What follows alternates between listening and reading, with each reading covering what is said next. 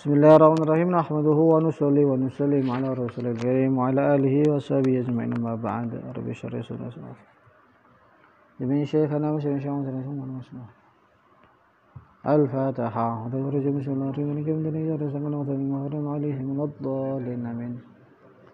Bismillahirrahmanirrahim. Amin aqadim iku setengah saking akidah wong Mu'tazilah. Al-fasidati kang rusak idun kawan malih qauluhum utawi ucapane Mu'tazilah. Innal abda maksudnya kaulah di sini ini umum, termasuk hewan, binatang. Iku yakhluqu nyiptakake sapa abad af'ala nafsi ing perbuatane awak dhewe ni abad. Al-ikhtiyariyah maksudnya, perbuatan yang ikhtiyari. Jadi orang Mu'tazilah berpendapat bahwa seluruh gerak kita yang bersifat ikhtiyari, mereka membagi gerak ada dua, ikhtiyari dengan ittirari. Ittirari itu gerakan-gerakan yang kita tidak bisa nggak bisa menghindar. Kayak nek kademen terus ngerges. Termasuk apa? Tumbuhnya rambut. Termasuk deg-deg kalau ketakutan. Termasuk ngentut, nguyuh, itu ittirari. Kalau itu sepakat mereka pun mengatakan ciptaan Allah. Tapi kalau ikhtiyari yang selain begitu itu mereka mengatakan itu ciptaan hamba itu sendiri.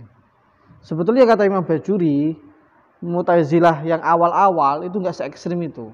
Mereka enggak mengatakan khaliqun li af'ali nafsi, tetapi mujidun. Kata-katanya alus, mujid. Mewujudkan. Tapi kalau yang mutakhirin tidak ekstrim memang menciptakan.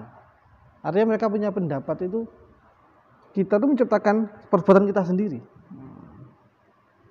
Ya memang secara akal itu kelihatannya logis, tapi kalau kita renungi enggak. Kalau kita renungi perbuatan kita itu, kalau kita cek itu dari mana? Dari tenaga dari mana? Dari Allah juga ujung-ujungnya. Yang ngasih sehat siapa? Allah. Perbuatan juga dari kerentek hati, kerentek utek. Utek itu cuma seonggok lemak, daging atau apa nggak jelas itu. Itu juga ciptaan Allah.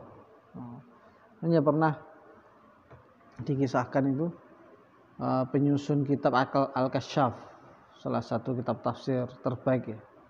Cuman Mu'tazilah orangnya, Zamakhsyari. Ada mengatakan beliau itu tobat. Nah tobat itu aneh. Jadi ada cewek itu risau. Cewek Ahlussunnah risau melihat kok ana wong alim tapi Mu'tazilah kan eman. Al-Kasyaf itu lebih Mu'tazilah tapi secara bahasa termasuk kitab tafsir terbaik. Sing mengupas sisi lughah dalam Al-Qur'an. Lah akhirnya ringkas cerita rabilah cewek iki karo Syekh Zamakhsyari tadi. Maka ketika malam pertama langsung setelah main minta lagi sampai kempong gak kuat meneh. Pas sing lanang gak kuat lho, Syekh, jarimu hamba menciptakan perbuatan sendiri. Lah kok kowe gak kuat? Mestinya kan nek menciptakan perbuatan diri sendiri sampai 50-100 ronde pun kuat. Lagi kowe kok gak kuat? Paham gak? Berarti bukan dari Anda ini, kekuatan ini dari Allah. Nek memang kekuatan perbuatan iso gak awakmu dhewe, lho sampai main ping 100 pun kuat. Akhirnya tobat.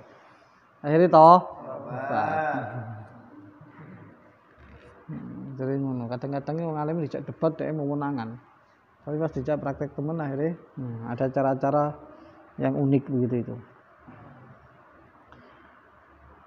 Kalau pendapat Ahlussunnah wal Jamaah enggak, semua perbuatan hamba baik ittirariyah maupun yang ikhtiyariyah kabeh diciptakan Gusti Allah. Loh berarti kita enggak punya daya upaya. Enggak punya pilihan blas seperti kapas diterbangkan. Enggak, kalau itu yang ekstrim ke kiri, Jabariyah. Jadi yang menciptakan perbuatannya sendiri namanya Qadariyah.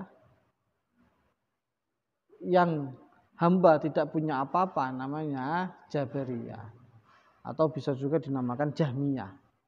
Yang tengah-tengah Ahlussunnah wal semua perbuatan diciptakan Allah, tapi hamba punya ikhtiar, punya pilihan. Nah, ikhtiar ini kata nanti disebutkan oleh Imam Sa'duddin At-Tiftazani, itu enggak bisa didefinisikan. Susah apa sih ikhtiar itu?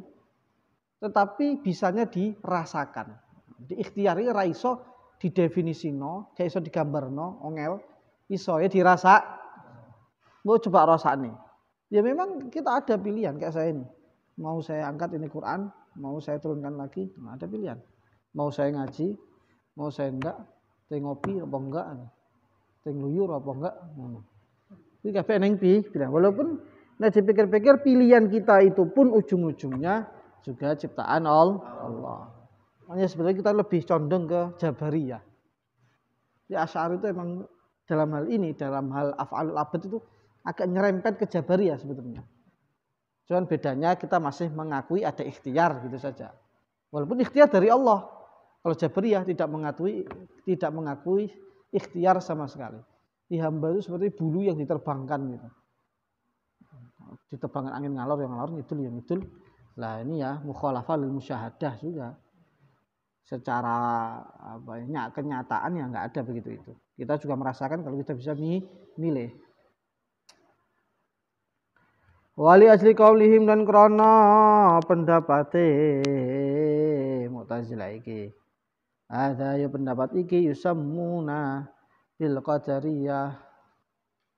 Yusammauna bil qadariyah dijenengi qadariyah.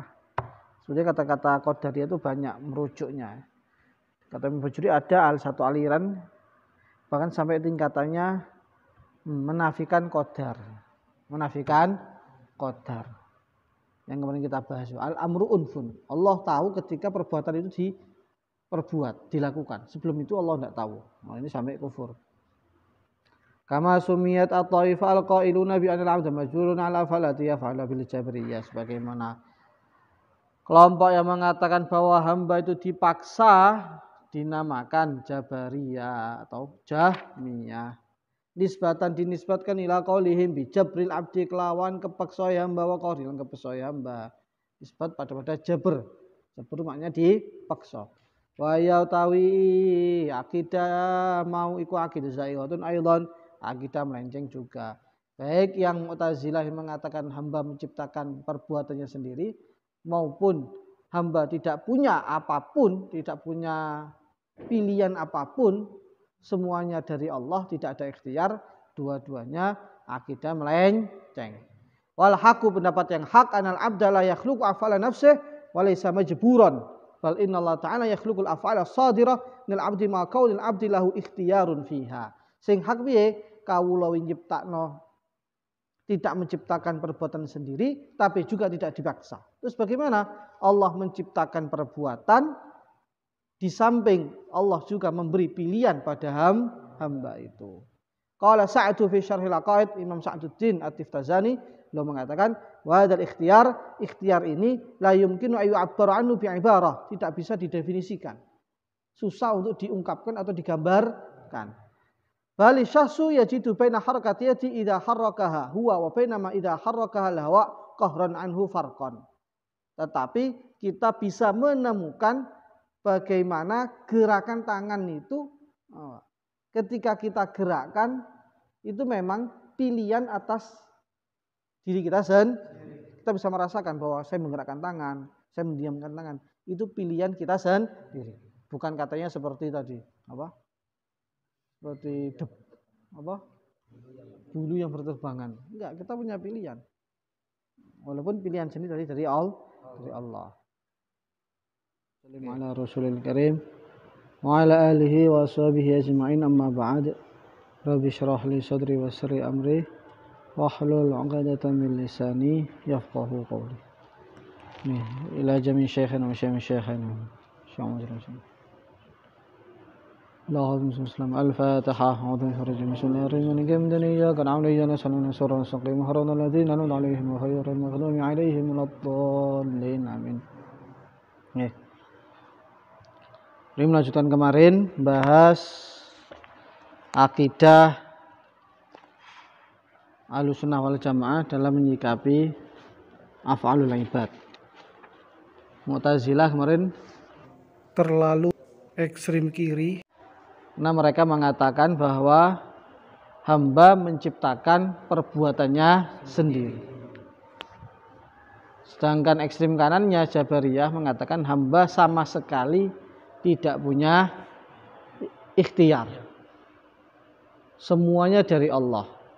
Hamba hanyalah seperti kapas yang diterbangkan di tengah-tengah udara. Dua-duanya batil.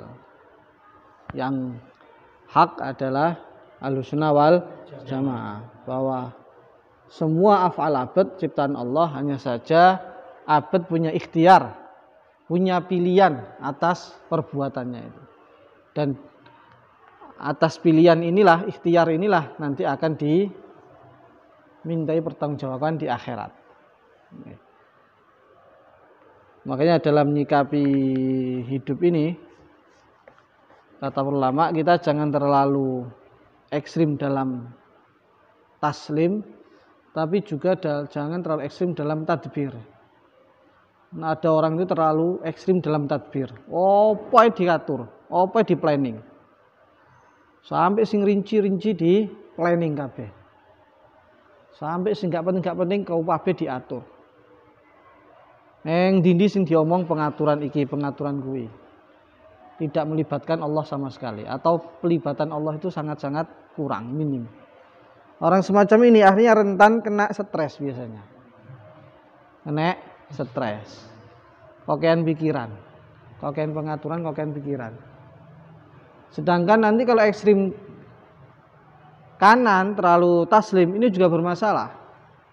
Nanti jadinya males. Nanti ujung-ujungnya atas nama takdir gak gelem nyapo-nyapo. Kon kerja males. Kabeh wis Gusti Allah. Dikongkon dakwah nyapo, hidayah Gusti Allah. Gak mikirno keluargae, ora mikirno tanggane, bahkan nanti ujung-ujungnya gak mikirno awake dhewe. Gak mikirin awake dhewe. Di tengah-tengah. Kita ini perlu tadbir juga, perlu pengaturan, tapi aja nemen-nemen. Bagaimana banyak yang dijelaskan oleh guru-guru kita. Kemudian lanjut, wa minal jaiz alaihi ta'ala irsalu jami'ir rusul fa irsaluhu ta'ala lahum alaihim afdhalus salatu wassalam bi fadlihi la bi tariqil wujub li'annahu ta'ala la yajibu alaihi syai'un kama marra. Dan di antara perkara jaiz adalah Allah mengutus seluruh utusannya. Jadi Allah mengutus para nabi, para rasul, ini murni anugerah Allah. Dalam hal ini ada 3 pendapat, dua-duanya lagi-lagi batil. Pendapat yang pertama ekstrim kanan, lagi-lagi Mu'tazilah lah. Allah wajib untuk mengutus utusan. Allah kudu ngutus utusan. Mengapa? Tentu saja ini berdasarkan konsep mereka, kemudian apa? Fi'lus sholah wal aslah. Allah itu harus berbuat baik. Sedangkan manusia itu tidak bisa lepas dari aturan Nabi dan Rasul. Sing iso ngatur menungso tentunya ya sing gawe menungso Gusti Allah.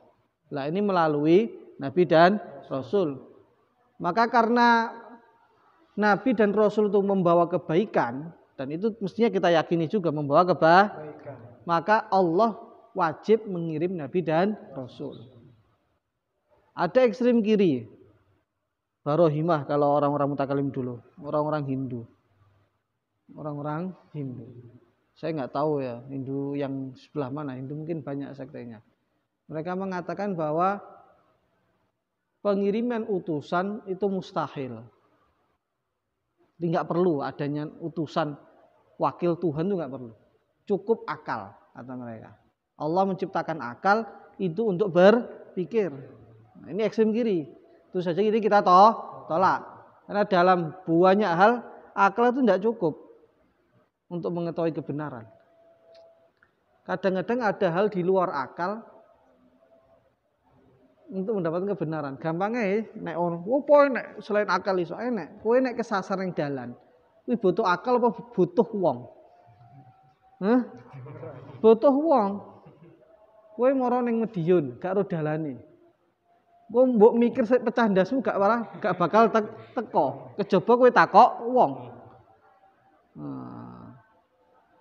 Paham nggak ini? Nah ini juga termasuk dalil bahwa Anda percaya dengan Nabi dan Rasul. Ini di kitab-kitab ilmu kalam nggak diterangkan. Apa dasarnya? Secara akal itu kan kita bisa saja mendustakan Nabi dan Rasul. Apalagi jaraknya jauh sekali. Ya enggak? Jaraknya 14 abad. Atas dasar apa?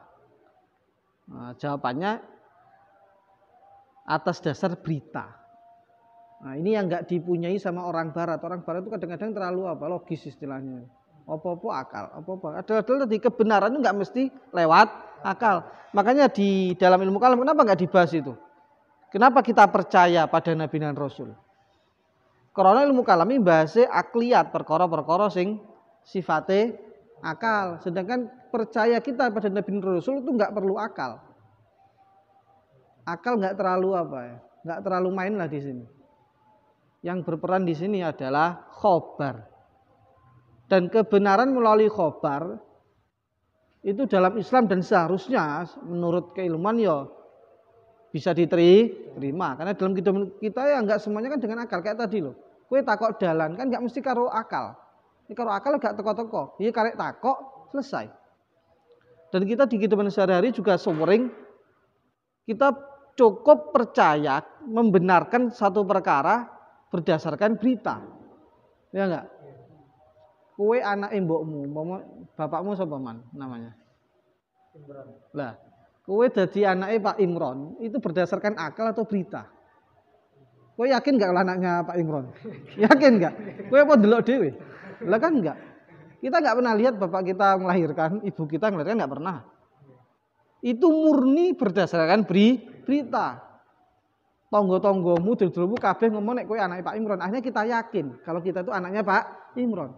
Dan ini kan cukup. Masa enggak cukup? Apa perlu harus pakai logika atau tes ini, tes itu enggak perlu. Jadi berita thikoh itu cukup. Lah Kanjeng Nabi itu sosok manusia sing sejarah itu secara detail diriwayatkan sikotun an sikotin. Jadi kasarane ngono. Dari orang sikoh sampai Kanjeng Nabi dan mereka sepakat kalau itu Nabi dengan bukti-bukti yang banyak, nggak pernah bohong sebelum jadi Nabi, belum lagi mujizat-mujizatnya, belum lagi Al-Quran. Paham? Ini penting nih. Jadi kok takoi, kau percaya Kanjeng Nabi kok sok percaya men? Kan secara akal loh. Untuk kepercayaan nggak mesti akal. Dalam Islam kebenaran nggak mesti akal.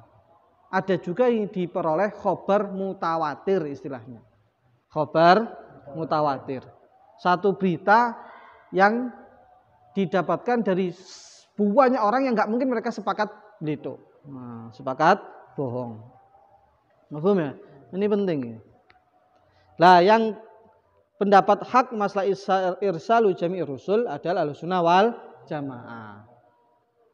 Apa itu? Mengutus Nabi dan Rasul jaiz untuk Allah. Jadi nggak wajib. Allah mengutus tetap mengutus, tapi murni anugerahnya. Jangan ngatur-ngatur Gusti Allah kudu ngutus. Sapa kowe ngatur-ngatur Gusti Allah? Terserah Gusti Allah ate ngutus ya monggo, gak ngutus ya monggo. Wa bima yajma'u i'tiqadu anna afdhalul makhluqat al-itlaq nabiyuna Muhammad sallallahu alaihi wasallam wa ala alihi wa ali baitihi ajma'in. Kita juga meyakini bahwa semulia-mulianya makhluk secara mutlak adalah baginda Muhammad sallallahu alaihi wasallam. Itu harus yakin. Bahkan kemarin yang kita kaji dalam Aqidah Deoban gimana? Sampai sesuatu yang menempel jasad Nabi menjadi yang termulia. Sehingga Buq'ah Syarifah itu apa sekarang itu? Hujrah Nabi, kamar di mana Nabi Muhammad dimakamkan itu lebih mulia bahkan sampai Ka'bah, bahkan sampai Arsy. Lho nyapa krana Arsy karo Kanjeng Nabi mulya ndi? Kanjeng Nabi, jadi ngomong ya mulia Arsy kan tempatnya Allah. Lah iku akidah sapa iki? Allah enggak bertempat di Arsy. Arsy itu kayak makhluk biasa. Ya makhluk istimewa gitu aja. Dan kalau dibandingkan Kanjeng Nabi, ya jauh Kanjeng Nabi. Maka sesuatu yang menempel Kanjeng Nabi lebih mulia dari apapun, termasuk Ka'bah. termasuk Ka'bah. Nah, itu yang kita yakini. Paham ya? Itu. Wa yalihi fil afdhaliyah, kemudian selanjutnya peringkat kedua setelah baginda Nabi dalam keutamaan, keistimewaan baqiyatu ulil azmi adalah para nabi, pimpinan para nabi dan rasul atau istilahnya ulul azmi, yaitu Sayyidina Ibrahim, Sayyidina Musa, Sayyidina Isa, Nuh wa hum fil afdhaliyah ala hadzal tertib. Nah, jadi Nabi Ibrahim, Musa, Isa, Nuh. Ini kalau menurut Imam Fudoli. Kalau menurut Imam Sanusi dalam surah Sughra kemarin, nomor pertama siapa? Nabi Musa. Setelah baginda Nabi, peringkat kedua Nabi Musa, baru Nabi Ibrahim. Kalau menurut Syekh Fudoli, kanjeng Nabi, Nabi Ibrahim, baru Nabi Musa. Tapi ini khilafiyat biasa. Wa qanuhum khamsa nabiyuna wal arba'a ba'dahu wa huwa sahih. Wa qila ulul azmi aktsaru min dzalik. Ada satu pendapat, ulul azmi itu lebih dari 5 orang. Ini khilafiyah. Wa yali ulul azmi fil afdhaliyah baqiyatur rusul. Nah, kemudian para rasul yang bukan ulul azmi. Tsumma baqiyatul anbiya ala nabiyina wa alaihi salatu wassalam. Kemudian para nabi. Kemudian peringkat berikutnya tsummal malaikat.